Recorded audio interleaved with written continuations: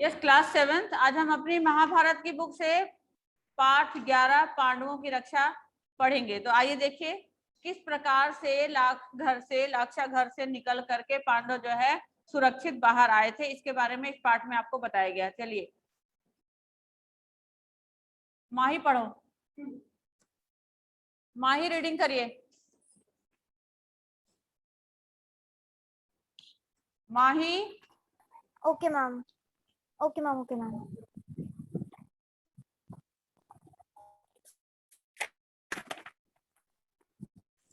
पांचों पांडव माता कुंती के साथ वर्णावत के लिए चल पड़े। उनके हस्तिनापुर छोड़कर वर्णत हो लिए। बहुत दूर जाने के बाद युधिष्ठिर का कहा मानकर नगरवासियों को लौट जाना पड़ा। दुर्योधन के प्रश्न यंत्र और उससे बचने का उपाय विदुर ने युधिष्ठिर को इस तरह गुण भाषा में सिखा दिया था कि जिससे दूसरे लोग समझ ना सके। वर्णावत के लोग पांडवों के आगमन की खबर पाकर बड़े खुश हुए और उनके वहां पहुंचने पर उन्होंने बड़े ठाठ से उनका स्वागत किया। जब तक लाख का भवन बनकर तैयार हुआ, पांडव दूसरे घरों में रहते रहे, जहां पुरोचन ने पहले से ही उनके ठहरने का प्रबंध कर रखा था। लाख का भवन बनकर तैयार हो गया तो पुरोचन उन्हें उसमें ले गया। भवन में प्रवेश करते ही युधिष्ठिर ने उसे खूब ध्यान से देखा। विदुर की बातें उन्हें याद थी। ध्यान से देखने पर युधिष्ठिर को पता चल गया कि यह घर जल्दी आग लगने वाली चीजों से बना हुआ है। युधिष्ठिर ने भीम को भी यह भेद बता दिया, पर साथ ही उसे सावधान करते हुए कहा, यद्यपि यह साफ मालूम हो गया है कि यह स्थान खतरनाक है, फिर भी हमें विचलित नहीं होना चाहिए।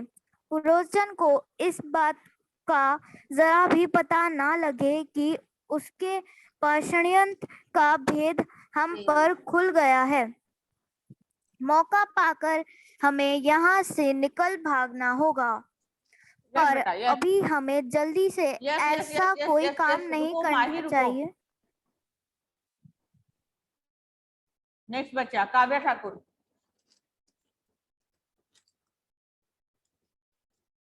काव्य आगे रीडिंग करिए आप। Yes ma'am. हम कहाँ से रीड करना है? मौका पाकर यहाँ से निकल भागना होगा, ये लाइन है, फर्स्ट लाइन।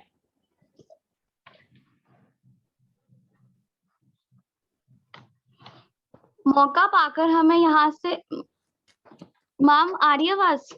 हाँ बिल्कुल आ रही है। Okay ma'am. मौका पाकर हमें यहाँ से निकल भागना होगा, पर अभी हमें जल्दी से ऐसा कोई काम नहीं करना चाहिए जिससे शत्रु के मन में जरा भी संदेह पैदा होने की संभावना हो। युधिष्ठिर की इस सलाह को विस्मय सहित सब भाइयों तथा कुंती ने मान लिया। वे उसी लाख के भवन में रहने लगे। इतने में विदुर का भेजा हुआ एक सुरंग बनाने वाला कारीगर वारणावत नगर में आ पहुंचा।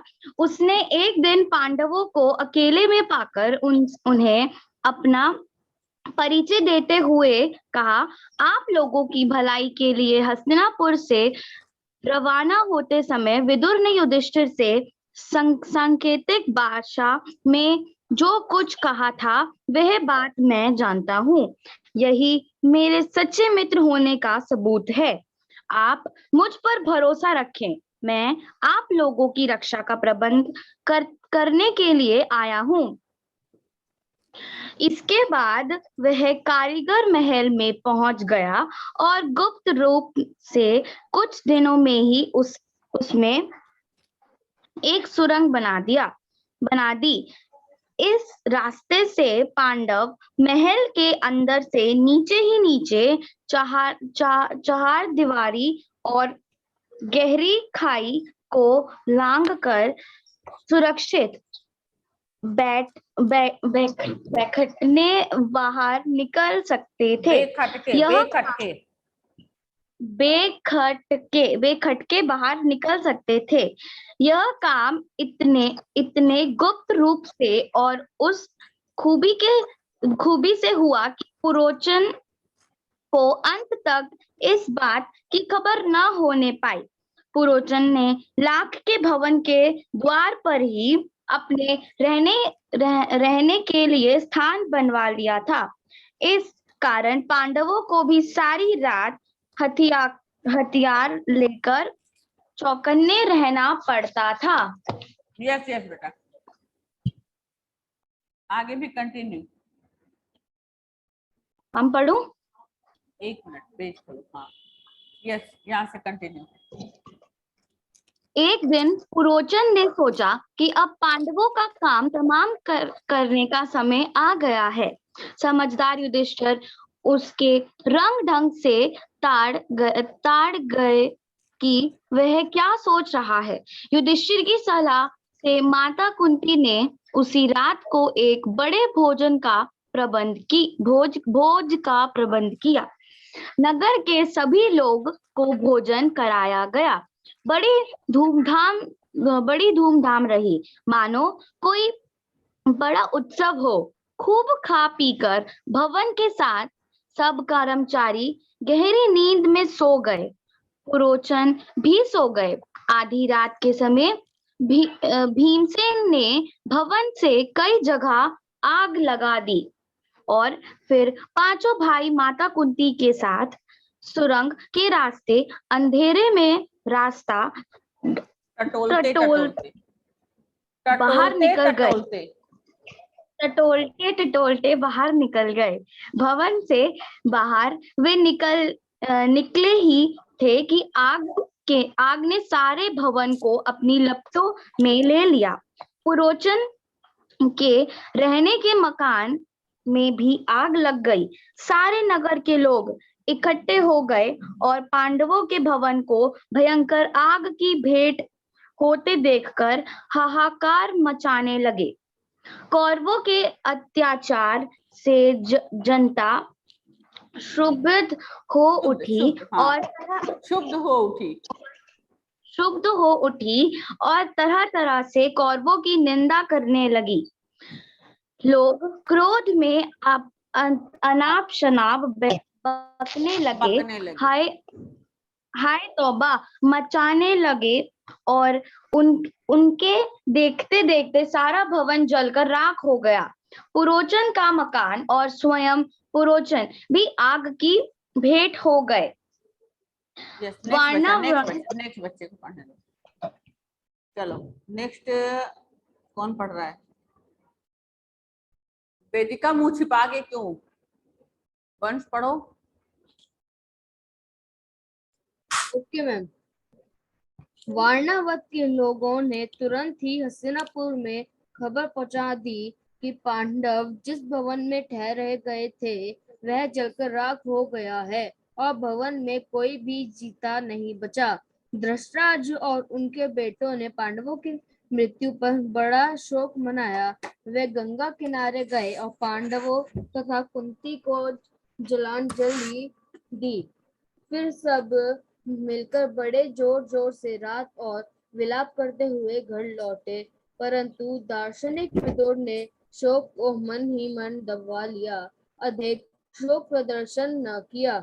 इसके अलावा विदुर को यह भी पक्का विश्वास था कि पांडव लाख के भवन से बचकर निकल गए। पितामह भीष्म तो मानो शोक के सागर ही में थे, पर उनको विदुर ने धीरज बंधाया और पांडवों के बचाव के लिए किए गए अपने सारे प्रबंध का हाल बताकर उन्हें चिंता मुक्त कर दिया। लाख के घर को जलता छोड़कर बिल्डिंग में है सर, बाहर नीचे भाई गेट की तरफ पांचों भाई माता कुंती के साथ बच निकले और जंगल में पहुंच गए। जंगल में पहुंचने पर भीमसेन ने देखा कि रात भर जगे होने तथा चिंता और भय से पीड़ित होने के कारण चारों भाई बहुत थके हुए हैं। माता कुंती की दशा तो बड़ी ही दयनीय थी, बेचारी थककर चूर हो गई थी। सो महाबली भीम ने माता को उठाकर अपने कंधों पर बैठा लिया और नकुल एवं सहदेव को कमर पर ले लिया। युधिष्ठिर और अर्जुन को दोनों हाथों से पकड़ लिया और वह उस जंगली रास्ते में उन्मत्त हाथी के समान झाड़ झंकार और पेड़ पौधे को इधर उधर हटाता व रोदनता हुआ तेजी से चलने लगा। जब वे सब गंगा के किनारे पहुंचे तो वहां विदुर की भेजी हुई एक नाव मिली। युधिष्ठिर ने मल्लाह से सांकेतिक प्रश्न करके जांच लिया कि वह मित्र है। वे लोग अगले दिन शाम होने तक चलते ही रहे ताकि किसी सुरक्षित स्थान पर पहुंच जाए। यस बेटा, देखो अब यहाँ पर पहले आपको स्टार्टिंग में बताया है कि जब लाख का घर मतलब पांडवों को जो है कौरव जो थे वो पांडवों को देखकर खुश नहीं होते थे और उनसे हर समय ही चाहते थे कि किसी तरह से ये ना रहते तो हमें राजा बन जाते। दुर्योधन के मन में हर समय यही चाहती और उसने किसी तरह से कहा सुनकर अपने पिता धृतराष्ट्र को मना लिया और उसने बोला कि इनको वारणावत के मेले में भेज दो और वहां इसने अपने एक पुरोचन नाम के मंत्री से मिल करके एक लाख का घर तैयार करवाया। वो लाख का घर एक ऐसा था कि उसमें जैसे ही आग लगा तुरंत ऐसे बिल्कुल कागज के पत्ते की तरह पकड़ लेती है आग, उस तरह से उसमें भी आग पकड़ लेती है जिससे कि बहुत जल्दी वो जल करके खत्म हो जाता है। तो उसने उनसे मिल करके एक उस तरह के घर बनवाया और वहां पर ही उनके रुकने की व्यवस्था करवाई। यहाँ से पांडव जब हस्तिनापुर से वहां गए तो पुरोचन ने उतनी जल्दबाजी में तो पूरा तैयार नहीं हुआ था वो महल, इसलिए उनको जो है एक अपने रुकने के लिए एक अलग से अपने स्थान बनाया हुआ था, वहां रुकने के लिए उनको बोला और कुछ दिन रुकने के बाद जब वो लाख का घर तैयार हो गया तो तब वो वहां पर जा करके वहां उनको रहने के लिए बोला गया। और पुरोचन जो है पुरोचन क्या किया कि उसी लाख का जो घर बनाया था उसने उसके ठीक सामने महल के सामने ही उसने अपना रहने का घर भी बना लिया था, उसको ये देखने के लिए कि यहाँ से पांडव निकल के कहीं बाहर तो नहीं जा रहे हैं, उनकी रखवाली करने के लिए। और इधर इस बात की सारी खबर विदुर को पहुंच चुकी थी, इसलिए विदुर ने क्या किया पुरोचन मतलब क्या होता है? हाँ बोलो। मैम पुरोचन मतलब क्या होता है? जैसे कौन पूछ रहा है ये बात? मैम काव्या। हाँ, तो काव्या का क्या मतलब होता है? काव्या मैम इसका मतलब होता है कविता। कविता। तो इसी तरह पुरोचन आपका नाम है ना, काव्या आपका नाम है ना? अच्छा मैम, मतलब वो इंसान का नाम है। हाँ, तो वो पुरोचन जो है उसका नाम है, उस मंत्री का नाम है पुरोचन। पुरोचन नाम के से उसने अपना काम करवाया वो महल, और पुरोचन नाम के मंत्री को लाख का घर बनाने आता था, उसमें माहिर था, इसलिए उसको बुला करके उसको बनवाया गया। उनके पांडवों के द्वारा और पुरोचन के द्वारा ये जो आपस में मंत्रणा थी, इन सब चीज की खबर जो है किसी भी तरह से विदुर को लग गई थी। और विदुर ने फिर क्या किया कि अपने जो सांकेतिक भाषा में इनकी आपस में बातचीत हुई थी उस भाषा से को समझाकर एक ऐसे आदमी को भेजा जो कि उस लाक्षा घर में अंदर ही अंदर खुफिया रास्ता बना सकता था। और उन लोगों ने जब वारणावत के मेले में एक दिन जब घूमते हुए पांचों पांडवों को उस व्यक्ति ने देख लिया तो उसने अपना परिचय बताया, वो अपना सारा जो गुप्त रूप से बातें थी सांकेतिक रूप से वो सारी इनको बता करके बताया कि मैं उनका विश्वसनीय मित्र हूँ और मैं इसलिए आप लोगों की सुरक्षा करने के लिए आया हूँ और ये काम करूंगा। फिर पांडव उनको किसी तरह से उनको चुपचाप से महल में लेके गए और वहां उसने वो सारे जल्दी जल्दी वो काम करना शुरू किया और किसी भी तरह से उनको सुरक्षित पांचों पांडवों को और साथ में कुंती को वहां से बाहर निकाला। वो वहां से रात दिन चलते चलते जो है नदी के तट पर आए। वहां पर उन्होंने नाव विदुर ने पहले से ही उनके लिए तैयार करके रखा था। उन्होंने युधिष्ठिर ने भी उनसे पूछा, सांकेतिक भाषा में कुछ प्रश्न किए जिससे उनको पता लगा कि ये अपना मित्र ही है, कोई दुश्मन या शत्रु तो नहीं है। उसके बाद उस नाव पर बैठकर वो लोग फिर और आगे जहाँ पर सुरक्षित जगह थी वहां तक जाकर के वो शाम तक पहुंचे। इस बीच में रास्ता जब पार करते हुए पैदल चलना पड़ रहा था तो पांचों पांडव जो है बहुत बुरी तरह से थक गए थे। मतलब चारों पांडव और कुंती ये तो बहुत ही बुरी तरह से थक गए थे, लेकिन भीम जो थे वो बहुत ही बलशाली और हष्टपुष्ट थे। तो उन्होंने क्या किया कि अपनी माता कुंती को अपने कंधे पर बिठा लिया, नकुल सहदेव को अपनी कमर में लपेट लिया और अर्जुन और युधिष्ठिर को हाथ से दोनों पकड़ करके वो एकदम जैसे कोई ताकतवर व्यक्ति चलता इस तरह से चलते हुए वो एक सुरक्षित स्थान तक पहुंचे। आगे चलिए। हाँ, नेक्स्ट बच्चा reading, raise your hand, raise your hand. आगे रीडिंग, फियोना पढ़िए, चलिए फियोना। सूरज डूब गया और रात हो चली थी। चारों ओर अंधेरा छा गया।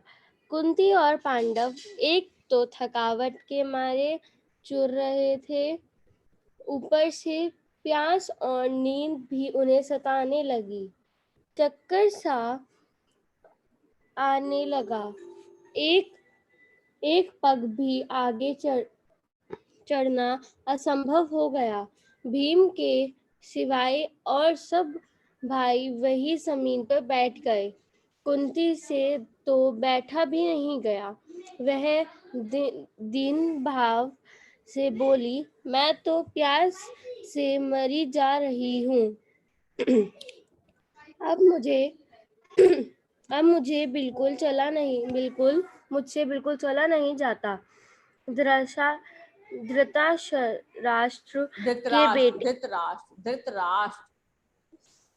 धृतराष्ट्र के बेटे चाहे तो भले ही मुझे यहाँ से उठा ले जाएं, मैं तो यहीं पड़ी रहूंगी। यह कहकर कुंती वहीं जमीन पर गिरकर बेहोश हो गई। यस बेटा, देखो अब यहाँ पर उनको चलते चलते शाम हो गई थी, है ना, और रात हो चली थी। चारों तरफ अंधेरा छा गया था। कुंती और पांडव एक तो थकावट के मारे एकदम थके हुए चूर हो रहे थे, ऊपर से प्यास और नींद भी उन्हें सताने लगी थी, है ना, चक्कर सा आने लगा था। ऐसी स्थिति में एक पग भी, अब कहाँ तो महलों में रहने वाले और कहाँ इतने कठिन परिश्रम से अपनी जान बचा करके आगे बढ़ना, है ना, एक कदम पग भी मतलब आगे बढ़ना असंभव हो गया था। भीम के सिवा और सब भाई वहीं जमीन पर ही बैठ गए और कुंती ने कहा, अब मुझसे तो भाई से बैठा नहीं गया। वह दीन भाव मतलब बड़े दुखी अवस्था में होकर के वो बोली कि भाई मैं तो प्यास से मरी जा रही हूँ, अब चाहे मुझसे बिल्कुल भी नहीं चला जाएगा। धृतराष्ट्र के जो बेटे हैं दुर्योधन, वो चाहे मुझे यहाँ से उठाकर कहीं भी ले जाए, पर मैं तो अब यहीं पड़ी रहूंगी। यह कहकर कुंती वहीं जमीन पर गिरकर बेहोश हो गई। चलिए नेक्स्ट बच्चा। Yes, raise your hand. Vedika, yes ma'am. पढ़ो आगे। माता और भाइयों का ये हाल देखकर क्षोभ के मारे भीमसेन का हृदय दग्ध हो उठा। वह उस भयानक जंगल में, पढ़ो आगे।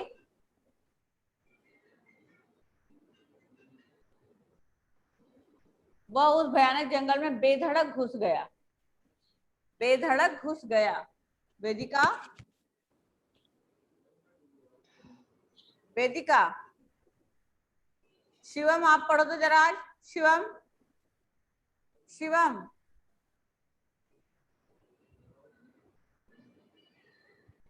वेदिका को क्या हो गया है? 2 लाइन पढ़ते ही कहाँ गायब हो गई? डिस्कनेक्ट हो गई। वो डिस्कनेक्ट हो गई। हाँ, चलो भूमि फिर आप पढ़ो तब तक। Okay ma'am. माता और भाइयों का ये हाल देखकर शोक के मारे भीमसेन का हृदय दुग्ध उठा। वह उस भयानक जंगल में बेधड़क घुस गया और इधर उधर घूम घाम कर उसने एक जलाशय का पता लगा ही लिया। उसने पानी लाकर माता व भाइयों का प्यास बुझाई।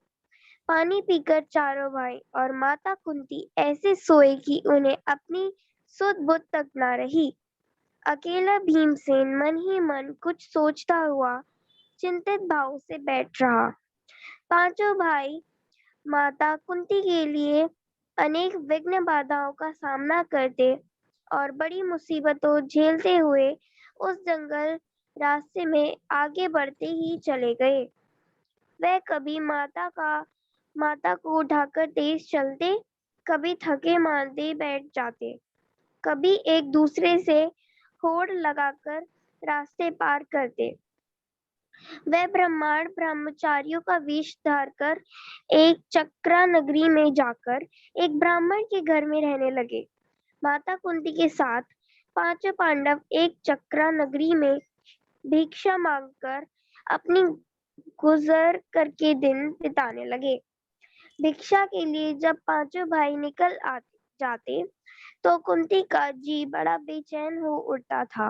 वह बड़ी चिंता से उनकी बात जोती रहती। उनके लौटने में जरा भी देर हो जाती तो कुंती के मन में तरह तरह की आशंकाएं उठने लगती थीं। पांचों भाई भिक्षा में जितना भोजन लाते, कुंती उसके 2 हिस्से कर देती। एक हिस्सा भीमसेन को दे देती और बाकी आधे में से 5 हिस्से करके चारों बेटे और खुद खा लेती थी। 30 पर भी भीमसेन की भूख नहीं मिटती थी। हमेशा ही भूखा रहने के कारण वह दिन पर दिन दुबला होने लगा। भीमसेन का यह हाल देखकर कुंती और युधिष्ठिर बड़े चिंतित रहने लगे।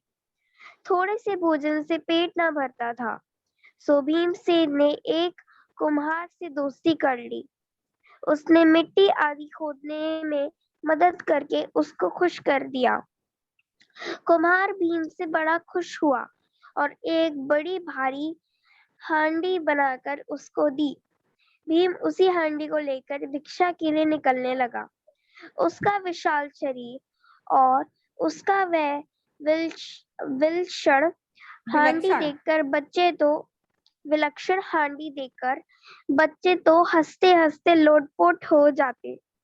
एक दिन चारों भाई भिक्षा के लिए गए। अकेला भीमसेन ही माता कुंती के साथ घर पर रहा। इतने में ब्रह्मांड के घर के भीतर से ब्राह्मण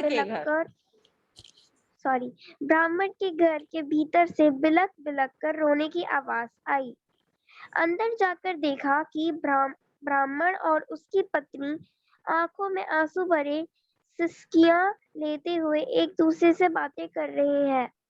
ब्राह्मण बड़ी दुखी हृदय से अपनी पत्नी से कह रहा था, कितनी ही बार मैंने तुम्हें समझाया कि इस अंधेर नगरी को छोड़कर कहीं और चले जाएं, पर तुम नहीं मानी। यह हठ करती रही कि यह मेरे बाप दादा का